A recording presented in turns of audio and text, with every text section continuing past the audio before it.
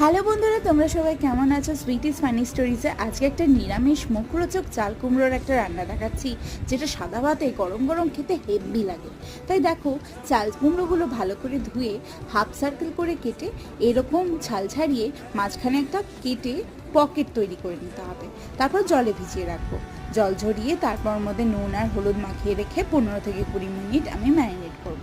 তারপর একটা মশলা তৈরি করে নিচ্ছি, যার মধ্যে সাদা সর্ষে, কালো সর্ষে, পোস্ত, কাজু, নারকেল কোরানো আর দিয়েছি সামান্য নুন, মিষ্টি আর কাঁচা লঙ্কা।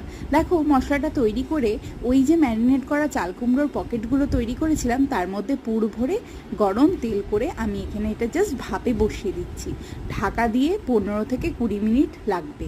এবার দেখো, ফ্রেশ চাল কুমড়ো হলে একটু জল ঝরবে, তো তোমরা এটা শুকিয়ে গেলে নামিয়ে নেবে। এটাই গরম ভাতের সাথে ট্রাই করে দেখো, খুব খুব খুব ভালো লাগবে। তোমরা কিন্তু অবশ্যই জানাতে ভুলো না।